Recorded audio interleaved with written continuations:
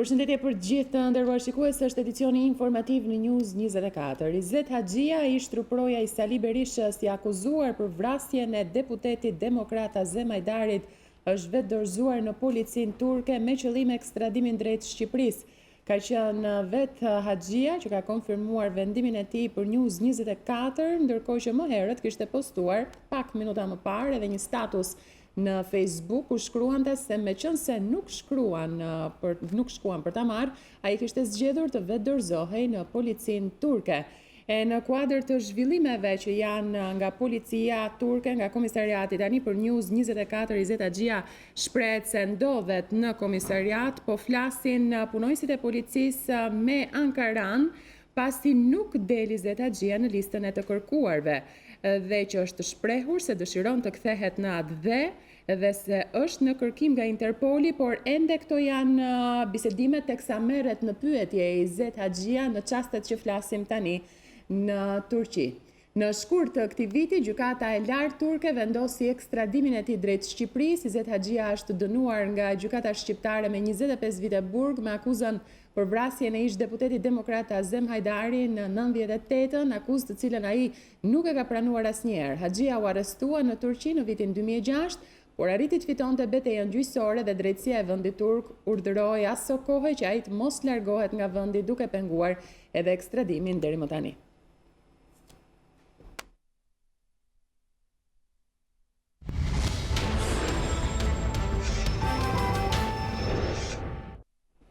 Presidenti i Këshillit Evropian Donald Tusk do të qëndrojë sot për një vizitë disa orëshe në Tiranë, ku do të takohet me zyrtarët e vendit. Vizita në Tiranë zhvillohet në kuadrin e një turi treditor që presidenti i Këshillit Evropian do të zhvillojë në vendet e Ballkanit Perëndimor. Qëllimi i vizitës është përgatitja për samitin BE-Ballkan që do të mbahet në Sofje në 17 maj. Tusk do të marrë pjesë edhe në samitin e Brium që do të zhvillohet në Shkup. Ai do të ndalet edhe në Podgorica, Beograd, Sarajevo dhe në Shkup. Ceremoniali për pritjen për zyrtarin e lartë evropian do të zhvillohet në mesditë para kryeministrisë dhe pas takimit Tusk-Rama në orën 13 të dy do të dalin në një konferencë për shtyp. Sa kaq, dihet tashmë se kryeministri Rama do të niset të mërkurën në Gjermani, ku ditën e njëjtë do të takohet me kancelaren Merkel.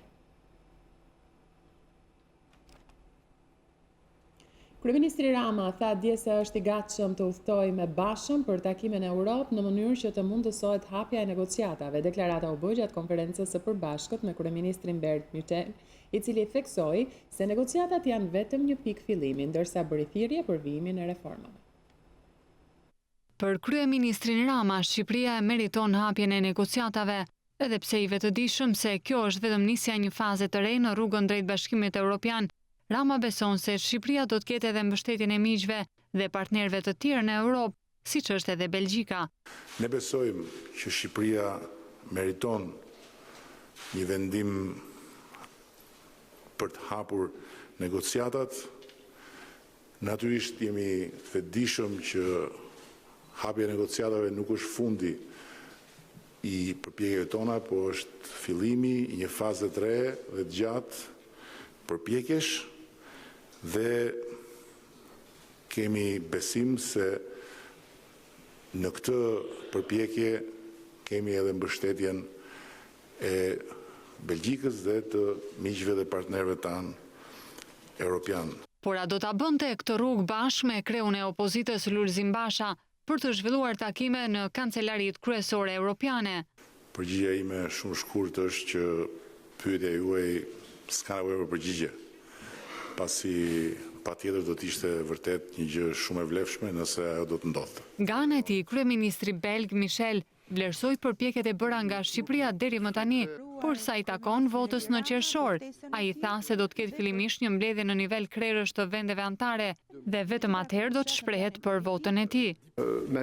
Vizita ime në Shqipëri nuk është një rastësi. E pranova me kënaqësi ftesën për të dhënë një sinjal miqësie, vlerësimi dhe respekti për përpjekjet që janë kryer. Fillimi i një procesi i antarësimit është vetëm fillimi për të nxitur reformat e tjera shtesë. Në procesin e vendimmarrjes në gjirin e Bashkimit Evropian duhet të respektohet kalendari i përcaktuar, nuk mund ta vë qerrën përpara kaut. Është në fillim mbledhja e krerëve të vendeve anëtare të Bashkimit Evropian, më pas do të komunikojë vendimin e Belgjikës. Por megjithatë, dua të jap një mesazh vullneti, një mbështetje të përpjekjeve që ka bërë Shqipëria. Fokusi mes dy kryeministrave shqiptar dhe atij belg u vu edhe në forcimin e marrëdhënieve ekonomike, po ashtu u bisedua edhe për partneritetin në fushën e emigracionit. Pas Shqipërisë, kryeministri belg Charles Michel do të vizitojë Serbinë. Presidenti Meta priti në një takim të veçantë kryeministrin belg Michel, kreu i shtetit shpreu mirënjohjen për mbështetjen që Belgjika i ka dhënë Shqipërisë, veçanërisht në kuadër të procesit integrimit. Gjithashtu, presidenti Meta shpreu angazhimin për progres të mëtejshëm në reformat për 5 prioritetet kyçe, veçanërisht në fushën e sundimit të ligjit. Po kështu, presidenti vlerësoi intensifikimin e bashkëpunimit bilateral në fushën e migracionit paligjshëm dhe krimit të organizuar.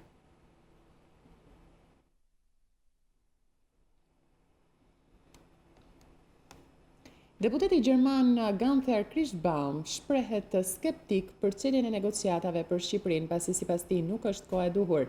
Sipas Kirschbaum, çelja e negociatave është e parakohshme në kushtet kur korrupsioni dhe nivelet e larta të krimit të organizuar janë problem në Shqipëri. Kryetari i Komisionit Parlamentar për Çështjet e Bashkimit Evropian, Gunther Kirschbaum, është i mendimit se në fazën në të cilën është Shqipëria, negociatat për pranimin e saj në Bashkimin Evropian janë të parakohshme. Qëndrimin e tij zyrtarit CDU-CSU ka analizuar në një shkrim për versionin online të Der Tagesspiegel, të cilin e ka postuar edhe në rrjetet sociale, duke e shoqëruar me një foto të parlamentit shqiptar gjatë seancës ku hodhën miell dhe vezë në drejtim të kryeministrit Edi Rama. Sipas Kirschbaum, korrupsioni dhe nivelet e larta të krimit të organizuar janë problem, dhe kjo është arsyeja sipas tij që nuk është koha për Shqipërinë. Artikulli publikuar në median gjermane thekson se qëndrimi i deputetit të CDU-s e ka vënë atë në qendër të kritikave të disa mediave pranë kryeministrit Edi Rama, të cilat mes të tjerave akuzojnë atë se po vepron në emër të interesave ruse. Socialistët nisin sulm për negociatat. Kreu i Kuvendit Gramuz Ruçi dhe kreu i grupit Partisë Socialiste Tauland Balla fillojnë takimet me kryetarët e parlamenteve të vendeve anëtare të Bashkimit Evropian. Qëllimi është garantimi i mbështetjes për hapjen e negociatave. Në këtë prizëm, ata po marrin pjesë në samitin e kryetarëve të parlamenteve të Bashkimit Evropian që po organizohet në Tallinn të Estonisë. Ky takim i rëndësishëm i kryetarëve të parlamenteve të Bashkimit Evropian si edhe kryetarët e parlamenteve të vendeve që aspirojnë për t'u anëtarësuar vjen menjëherë pas marrjes nga Komisioni Evropian të rekomandimit pozitiv të KS. Gjithashtu në fokusin e diskutimeve të saj do të ketë tematika si ardhmja e Bashkimit Evropian dhe Europa, si edhe mbrojtja e sigurisë. Partia Demokratike denoncoi kërcënimin me jetë që i është bërë zyrtarit të saj në qarkun e Gjirokastrës. Enkele Dalibe deklaroi se ngjarja kriminale ka për qëllim intimidimin e opozitës. Në aksin rrugor me Malia i Ballsh, mjeti me të cilin Florian Xhuti udhtonte i vetëm, është ndaluar nga një automjet tjetër ku ishin 2 persona të cilët nuk ka mundur t'i identifikojë. Pasi i kanë zënë rrugën në një vend të pandriçuar, njëri prej personave është afruar tek mjeti zyrtarit Partisë Demokratike Florian Xhuti, i ka vendosur pistoletën në kokë, duke e sharë dhe duke e kërcënuar me paralajmërimin të mos kthehej më në tepelen e të mos shante më qeverinë. Të 2 personat e pa identifikuar janë përpjekur ta zbresin nga makina Florian Xhutin. Aty ka kaluar një makinë tjetër, moment i cili është shfrytzuar nga Floriani për të larguar armën nga koka dhe për t'u larguar. Deri tani, rezultati i vetëm nga veprimet e policisë është se autorët janë larguar në drejtim të paditur, duke dënuar me forcë të ngjarje kriminale, e cila ka për qëllim intimidimin e opozitës dhe largimin e saj nga zonat që deri dje mbilleshin me kanabis, me lejen e Samir Tahirit. Partia Demokratike i bën të qartë kujdo, asgjë nuk do ta ndalë atë në denoncimin e lidhjeve të krimit me këtë qeveri në çdo nivel të saj.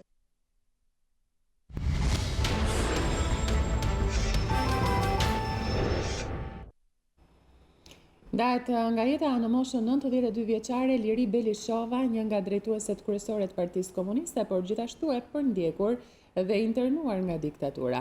2 vite më parë, në 90 vjetorin e saj të lindjes, Belishova tha se jeta e saj kishte qenë e mjegullt, por u shpreh lumtur që përjetoi lirinë dhe demokracinë.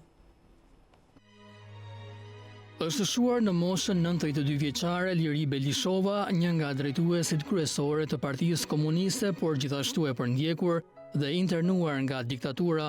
Vitet e fundit gjendja e saj shëndetësore ishte rënduar dhe këtë të hënë ajo ndroi jetë. Liri Belishova ishte vetëm 18 vjeçe kur i besuan drejtimin e rinisë antifashiste të Tiranës dhe vetëm një vit më vonë u zgjodh antare e Komiteti Qendror të partisë. Me çlirimin e vendit u ngjit në majën e piramidës së partisë, por në ngjitje sipër përfundoi në giotinën e diktaturës. Kjo është historia e Liri Belishovës, vajzës me kordele që në luftë humbi njërin sy dhe pas luftës humbi titujt e dekoratat, humbi vajzën e vet me dritën, por edhe dy bashkëshortët, Nako Spiro e Macho Çomo. Mori goditjen e parë në vitin 1947 kur i fejuari saj, Nako Spiro u kryqëzua nga partia dhe bëri vetvrasje. Për këtë shkak Lirin e larguan nga Tirana dhe e shkarkuan nga të gjitha postet politike. E rehabilituar pas dënimit të Koçit Xoxhës, Belishova u ringjit sërish dhe që nga viti 1949 deri në vitin 1960 ajo ishte zgjedhur antare e byros politike dhe sekretare e Komitetit Qendror. Tatpjeta e saj nis me njëherë pas një vizite zyrtare në Kinë dhe Moskë në qershor të vitit 1960. Ishte koha kur Kremlini i udhëhequr nga Hrushovi përjetonte frymën e anti-stalinizmit. Belishovën e akuzuan se gjatë takimeve me liderët rus u transmetoi atyre qasjen anti-sovjetike të udhëheqësve kinez. Kaq ishte mjaftueshme që ajo të futej në syrin e ciklonit. Në shtator të atij viti Shqipëria i ndërpreu marrëdhëniet politike me Bashkimin Sovjetik. Në fushatën e spastrimeve që ndodhen si pasojë e ndryshimit të kursit politik, Liri Belishova u përjashtua nga të gjitha postet politike dhe partijake si simpatizuese e Hrushovit, që këtej nisi kalvari vuajtjeve pa mbarim. Fillimisht e internua në Gjirokastër, mandej në progonatat e Pelenës e Corrik, plot 31 vite, deri në vitin 1991, kur u rikthye në Tiranë. Liri Belishova ka kërkuar falje që ka punuar me diktatorin Enver Hoxha, ndërsa 2 vite më parë, në 19 vjetorin e saj të lindjes, ajo u shpreh lumtur që përjetoi lirinë dhe demokracinë. Për neve lumëtëria ka qenë pak e mjergut, e largët. Si do qoftë, gëzime kemi pasur dhe gëzimi kryesor është çlirimi i Shqipërisë dhe çlirimi i Kosovës.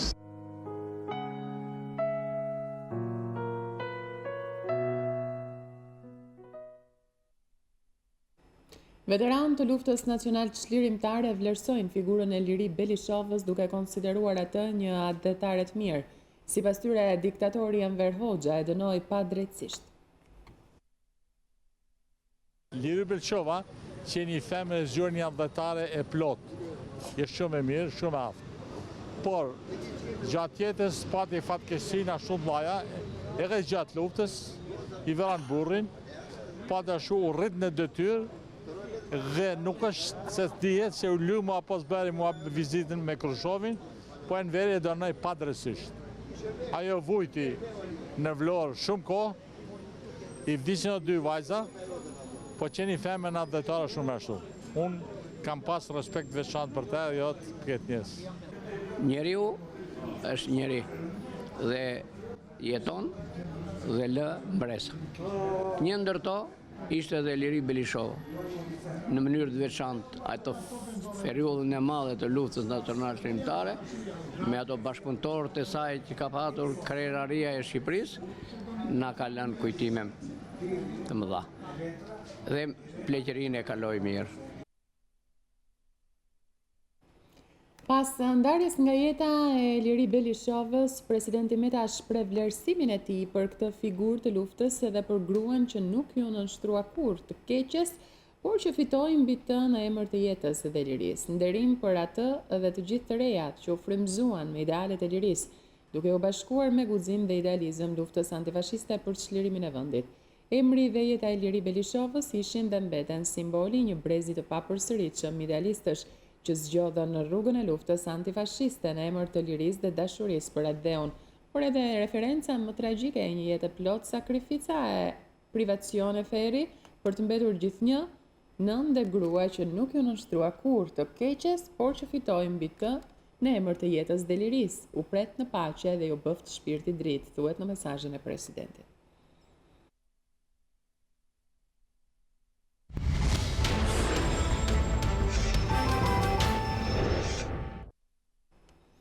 Një oficer i patrullës së përgjithshme të rendit në komisariatin e Fierit i ka dhënë fund jetës duke u vetvrarë me armën e shërbimit. 46 vjeçari kastriot Fafaj sapo mbaroi turnin në fut në një nga dhomat që përdoreshin si fjetore pranë komisariatit dhe qelloi veten me armën e shërbimit. Ishin kolegët ata që dëgjuan të shtënën dhe gjetën trupin e pajet të 46 vjeçarit. Mësohet se Fafaj mbante prej një muaji detyrën e oficerit patrullës përgjithshme të rendit, ndërsa më herët kishte qenë inspektor në zonën e Sejmanit, aty ku edhe banonte. Nuk dihet nëse motivi i ngjarjes ka qenë lëvizja nga detyra e mëparshme dhe largimi nga familja, por po hetohet për zbardhjen e ngjarjes.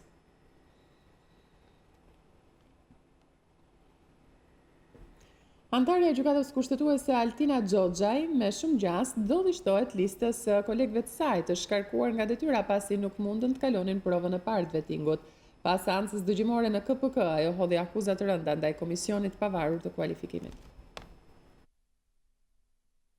Antarja e gjykatës kushtetuese Altina Xhoxhaj, e cila po kalon në sitën e vettingut, nuk hezitoi të hidhte akuza të ashpra ndaj komisionit të pavarur të kualifikimit. Ish antarja e Këshillit të Lartë të Drejtësisë, e cila doli në seancë dëgjimore publike, i tha trupës gjykuese se nuk e njeh ligjin për deklarimin e pasurive, pasi i ka ngarkuar asaj barrën e provës për pasuritë e bashkëjetuesit. Në raportin që u lexua nga relatoria Brunilda Bekteshi, thuaj se pavarësisht që ILDKPI e ka certifikuar pa probleme pasurinë e gjykatës, referuar burimeve të besueshme, komisioni vlerëson se subjekti i rivlerësimit ka mos përputhje në deklarimet e pasurisë, si dhe nuk justifikon origjinën e të ardhurave. Si pasuri u relatuar një apartament me sipërfaqe 101 metra katror në Tiranë, një sipërfaqe toke prej 220 metra katror në Gjirin e Lalzit, mbi të një apartament me sipërfaqe 59 metra katror, si dhe 2 llogari bankare në emër të bashkëjetuesit, njëra në shumën e $61.000 dhe tjetra 15.000 euro. Trupa gjykuese evidentonte si problematike udhëtimet e shpeshta jashtë vendit të gjykatës, në një kohë që rezulton se nuk dispononte të ardhura. Në hetimin për aftësitë profesionale, komisioni përmend denoncimin e një shtetasi me inicialet BC, i cili është dënuar në apelin e Tiranës nga babai i gjykatës. Sipas denoncuesit, çështja në kushtetuese u shqyrtua nga e bija. Sa i përket figurës morale, gruaja me karrierë 23 vjeçare në sistemin e drejtësisë rezulton pa probleme. Pasi dëgjoi relacionin me ton të prerë, gjykatësia kërkoi rikonfirmimin në detyrë, duke këmbgulur se plotson çdo kriter ligjor. Pasuria ime dhe bashkëjetuesit është e ligjshme, kam paraqitur prova të plota për të ardhurat. Më keni ngarkuar barë prove duke mos njohur ligjin. Në detyrën time jam udhëhequr nga parime të forta morale e profesionale. Në përfundim të seancës, gjykatësia refuzoi të fliste për mediat, por ja çfarë tha përfaqësuesja e saj ligjore. Ne presim me qetësi vendimin e komisionit, duke besuar në performancën në të gjithë këto vite të zonjës Altina Xhoxhaj me profesionalizëm, etik dhe integritet. Seanca dëgjimore për Xhoxhaj u ndoq edhe nga avokatja e popullit Erinda Ballanca, e cila tha se institucioni që përfaqëson po monitoron nga afër procesin e vettingut, ndërsa nuk hezitoi të jepte një përshtypje për gjykatën kushtetuese. Unë personalisht e kam njohur dhe është çështja e perceptimit zonjën Altina Xhoxhaj se një nga gjyqtarët më korrekte që ka ekzistuar ndonjëherë. Vendimi nëse Altina Xhoxhaj do të rikonfirmohet në detyrë apo do t'i thotë lam të mirë sistemit të drejtësisë, do të shpallet 2 ditë më vonë. Deri më tani nga 4 gjykatës e prokuror që kanë dalë përpara komisionit, 3 prej tyre janë shkarkuar nga detyra. Megjithëse edhe emri Altina Xhoxhaj do t'i shtohet kësaj liste. Vrau 2 persona dhe plagosi 4 të tjerë në 3 tetor të vitit 2016. Prokuroria e Shkodrës kërkon burg për jetë për autorin Miklovan Parubi, si edhe 20 vite burg për bashkëpunëtorin Marcel Shpijati. Prokuroria përveç pamjeve filmike ka marrë dëshmitë e 7 personave të tjerë të pranishëm në vendngjarje, mes të cilëve edhe 4 të plagosurit. Shpijati ka pranuar të bashkëpunojë me drejtësinë, prandaj prokuroria kërkoi vetëm 20 vite burg nga 40 që parashikojnë veprat penale që rëndojnë mbi të. Parubi është autori një ngjarje tragjike të ndodhur në Shkodër në vitin 2016, ku qelloi me Kalashnikov mbi 2 shokët e tij, Ajet Saiti dhe Gacalin Kopshti, duke i lënë të vdekur, ndërsa plagosi 4 të tjerë, Vincenc Kopshti, Kevis Mollan, Dok Marku dhe Alex Prendi.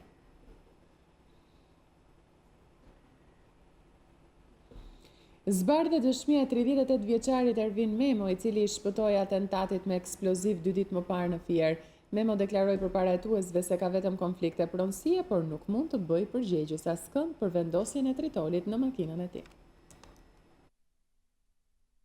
Nuk kam asnjë lloj konflikti tjetër veç konflikteve për pronat, kështu ka deklaruar para hetuesve 38 vjeçari Ervin Memo, i cili shpëtoi mrekullisht shpërthimit të eksplozivit të vendosur në automjetin e tij tip Benz mbrëmjen e së shtunës. Mësohet se 38 vjeçari është shprehur para hetuesve se nuk di këtë etiketoj si përgjegjës për ngjarjen, pasi sipas tij konfliktet e pronësisë nuk kishin qenë aq të ashpra saqë të dyshonte se dikush mund ta vriste. Mësohet se 38 vjeçari përdorte kryesisht automjetet e tjera për të lëvizur, ndërsa makinën e tij tip Benz e linte të parkuar para shtëpisë së tij, aty ku ndodhi ngjarja e rënd. Ai ka rrëfyer se shpërthimi ndodhi menjëherë sapo e kishte ndezur makinën. Hetuesit kanë sekuestruar pamjet e kamerave të sigurisë të disa subjekteve private që ndodhen pranë vendit të ngjarjes dhe po punojnë për identifikimin e autorëve. Ndërkohë mësohet se po merren në pyetje të gjithë persona që dyshohet se kanë pasur konflikte pronësie me 38 vjeçarin Memo, emrat e të cilëve nuk bëhen të ditur për arsye të sekretit hetimor. Familja e 38 vjeçarit ka trashëguar troje në qytetin e Fierit, pranë Unazës së Re, ku është ndërtuar dhe një pallat që është në proces legalizimi. Ndërkohë mësohet gjithashtu se familja Memo pretendonte pronësinë e disa sipërfaqeve toke dhe për këtë gjë ka qenë palë në procese gjyqësore.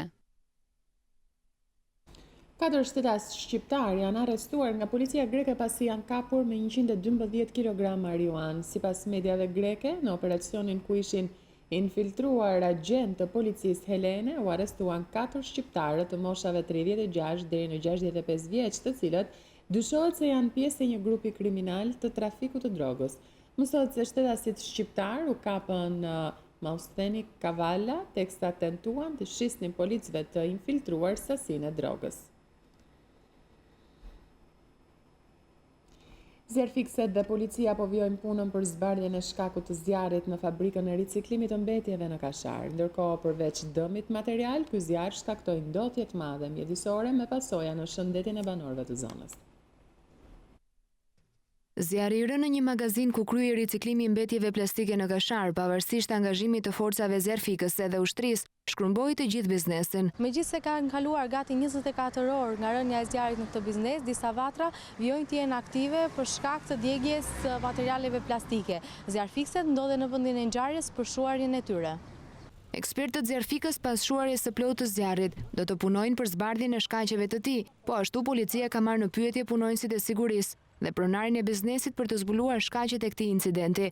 Burime nga policia thanë se pas rënjes së zjarrit një vit më parë në të njëjtin biznes, në të ishin instaluar masat mbrojtëse ndaj zjarrit, por sërish ato nuk funksionuan. Në momentin e zjarrit në magazin, nuk ishte punonjës dhe për zjarrin zjarfikëset u njoftuan nga banorët e zonës, të cilët panë rënë e madhe të tymit. Përveç dëmit të madh material, ky zjarr shkaktoi edhe një dëm të konsiderueshëm shëndetësor, i cili solli dhe pasoja për shëndetin e banorëve të zonës. U bë koka daulle. Ishte ere fort? Po, kishte. Era shopër led plastikja ku diu çfarë drejtije. Hapsi i tymit, edhe thjesi edhe erdhi për të vjellë me mirëshmend. Problemet më të mëdha u paraqitën tek fëmijët, të cilët për shkak të aromës së fortë që shkaktoi djegja e plastikës, kanë pasur dhimbje koke dhe të vjella. Plagosi me armë zjarri një 22 vjeçar John Rusta në lagjen 11 nëntorin e Elbasan shpallet në kërkim autori. Policia bën me dije se u identifikua se autori është një shtetas me iniciale JS. Nga këqyrja e kamerave të sigurisë pranë zonës ku ndodhi ngjarja është zbardhur se autori dhe i plagosur i udhtonin me automjete të ndryshme dhe si rezultat e një konflikti të çastit, JS qëlloi me pistolet nga mjeti i tij në drejtim të mjetit të 22 vjeçarit Rusta. Ky fundit u transportua në spital dhe ndodhet jashtë rrezikut për jetën, ndërsa në vend ngjarje u sekuestrua një gëzhoj. Autori u shpall në kërkim, ndërsa mësohet se i plagosuri John Rusta është person me precedent penal dhe ka qenë i dënuar më parë për plagosje me armë zjarri.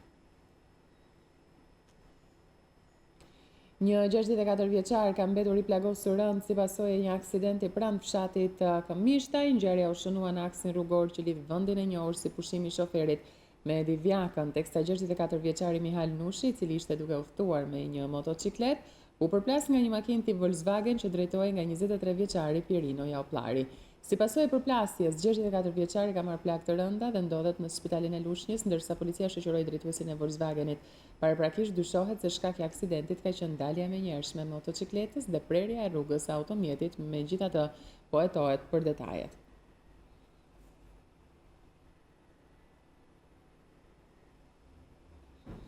Një muaj më parë, familja Smajli në fshatin e thellë të Berishës ju vdiq vajza, ndërsa sot frika më e madhe për prindrit është fati i 3 fëmijëve tjerë, një prej cilëve vijon të jetë në qendrën spitalore universitare të Tiranës me pneumoni. Mes kushteve të vështira ekonomike, dhimbjes për humbjen e së-bijës, Lin Smajli shpreson që të shpëtojë të ardhmen e 3 fëmijëve, të cilët, nëse do të qëndrojnë ende në ato kushte, i pret një ardhme shumë e keqe. Familja Smajli në fshatin Berishë, e cila një muaj më parë humbi vajzën, ndërsa 3 fëmijët e tjerë të sëmurën u dërguan në QSUT, ende nuk e ka rimar vetën nga ajo çfarë ndodhi, teksa kryefamiljari Lind Smajli vijon ta konsideroi vdekjen e të bijes një neglizhencë të shkaktuar nga njerëzit që shteti paguan në këtë zonë për të ofruar shërbim mjekësor. Mu miku vajza, unë e di 90% të shpirti, se po t'ishte konë të spitalet, dhe t'ishte gjallë sot. Ajo vdekja nuk gjallët, po të pak të ndvini herë në mujta, herë në javta, herë në vjetë, infermierja, mjekua, të merët dikush me ne e morë. Banesa ku jeton familja Halleshumë është një kushëriri të Linit, ndërsa çdo gjë aty është si në kohët e lashta. Lini thotë se edhe pas asaj çfarë ndodhi, askush nuk e ka ndihmuar, ndërsa të vetmen zgjidhje shikon largimin prej zonës së thellë, atje në mesin e maleve të veriut të Shqipërisë. Me të vdek fëmija 13 vjeç. Prendim karit vogël, mjekësore, nështë mund të kish vdek ku do t'i shkonë, po prendim karit vogël për zotën zarash. Bëjmë e madhe, është një mërzje madhe, 4 tjerë që në kam vdesin. Asë shumë ka thonë kur shqip, ata nuk më gjallën vajzën, po të pakten me thonë, po të nimojme, po t'i shojmë ta fëmijë, dikuaj gjajmë e dhomë, se s'ban miliarda lekë. Për këta fëmijët me lanë pa shkollë s'kanë, ja i pa veti. I kem që e kom djallë një invalid, s'ma kanë thonë që është vjetën korrik. Nëse di se e kom asë shtetit, asë bashkis, asë fshatit, asë kurkuj përveç zotit, që zotit është i malë. Nëse di se qatë dhe të bëjnë këtu, s'kom ku jetëj, që kurri, e pa të shpinë, shpijë s'kom, ma ka lanë kushini për se vapë, e pave ku fjajmë, kurrim. Në fakt është e çuditshme se si strukturat shtetërore nuk reaguan për nxjerrjen e një përgjegjësie pas asaj çfarë ndodhi, teksa duket se po në përkombet fati i kësaj familje të varfër dhe pa forcë për të reaguar. Në zonë thuhet se ka edhe një infermiere që shteti e paguan ende, ndonse kjo e fundit nuk shkon një ditë të vetme për të ofruar shërbim, duke vënë në rrezik jetën e fatkeqëve të mbetur ende atje. Po infermierja na thonë është në Qyqesh, unë se di se kurrën, nga Qyqesh i thonë është. Në tjetëri thotë është nga i balja, tjetëri thotë është, sepse nuk e tërgojnë, sepse kanë interesin e vetë. Ta shkur i thëmë mjekut, nga jep numërin e telefonit që të kontrakt këtë me tha, thotë nuk ja kom numërin e telefonit, po sa mirë o zotëri ja banë për dërat e jep rogën. Infermiera sa, punuj si të shtetit ta. Familja Smajli pret akoma për ndihmë, ndërsa për ta çdo gjë në fshatin Berish është e pamundur. Ja, një kokër leku se kam shpirë që nesër të shkoj të vajza, veç kam marrë sot se bëna një muj, pa i pa këta 3 fëmijë që i kam këto, me që të shkoj nesër. Largohemi nga Berisha, zona më e thellë e veriut të Shqipërisë, duke lënë pas një dramë njerëzore, e cila ka nevojë për reagim, kryesisht për reagimin e shtetit, i cili duhet të veprojë menjëherë. Për News24, Armir Meaj. Ne shkojmë tani në publicitet, kthehemi pas pak.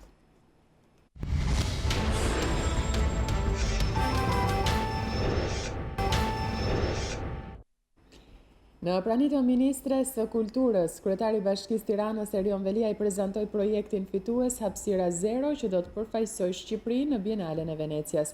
Kryebashkiaku u shpreh lumtur që në këtë event ndërkombëtar vendi ynë do të përfaqësohet me Tiranën, ndërsa vlerësoi idenë e prezantuar dhe pritshmëritë e larta për pavionin shqiptar. Më 26 maj, Tirana hap dyert e saj në Bienalen e 16 ndërkombëtare të arkitekturës në Venecia. Në eventin ndërkombëtar, Tirana do të përfaqësohet me projektin Hapësira Zero, i cili paraqet një pjesë të mjedisit urban, historisë dhe traditës së kryeqytetit shqiptar, ku bashkëjetojnë e vjetra dhe modernja. Është një pavion që në mënyrë urbane, arkitekturore, por edhe artistike, i jep hapësirë katit zero. Katit zero, që në fakt ne në Shqipi themi kati përdes. Atje ku ndodh gjithçka. Atje ku është Tirana jon me zhurmë, me ndryshim, pa zhurmë, me imazhe, me zërin e njerëzve që çdo ditë jetojnë, çdo ditë gëlojnë nëpër rrugët e Tiranës dhe të gjithë bashkë ne duam ta çojmë si një pasaport në këtë ekspozitë botërore. Në punën time më qëllon që takoj shpesh shumë kryetar bashkie. Edhe kryetar bashkie të qyteteve shumë të zhvilluara që kanë gjithë infrastrukturën. Po ju mungon një gjë. Pra, i kanë tramin, i kanë metrot, i kanë ndërtesat luksoze, i kanë rrugët me infrastrukturë shumë moderne. S'ka njerëz, s'ka jetë. Dhe nëse do kisha një zgjedhje midis kësaj Tiranës kaotike që ende ka shumë sfida në infrastrukturë, 100 herë do zgjidhja Tirana. Hapësira Zero është produkt i 4 arkitektëve. Në qendër të projektit është Tirana, ndërsa përmes fotove ilustrohen imazhe të panjohura të saj. Dita kombëtare e Turqisë që përkon edhe me festën e fëmijëve është festuar në Tiranë përmes një koncerti të veçantë të mbajtur në Pallatin e Kongreseve. Orkestra Simfonike e Fëmijëve Dy Duar kanë një zë, kanë luajtur për publikun shqiptar pjesë të zgjedhura muzikore. Mbrëmja e së hënës ka bërë bashkë fëmijë turq dhe shqiptar në një koncert të veçantë të mbajtur në ditën kombëtare të Turqisë, e cila përkon edhe me festën e fëmijëve.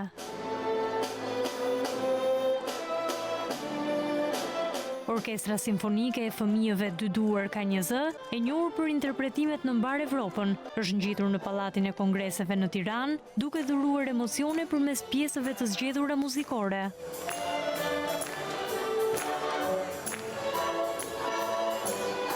Ambasadori turk në Shqipëri u ndal tek mesazhet që përsjell 23 prilli.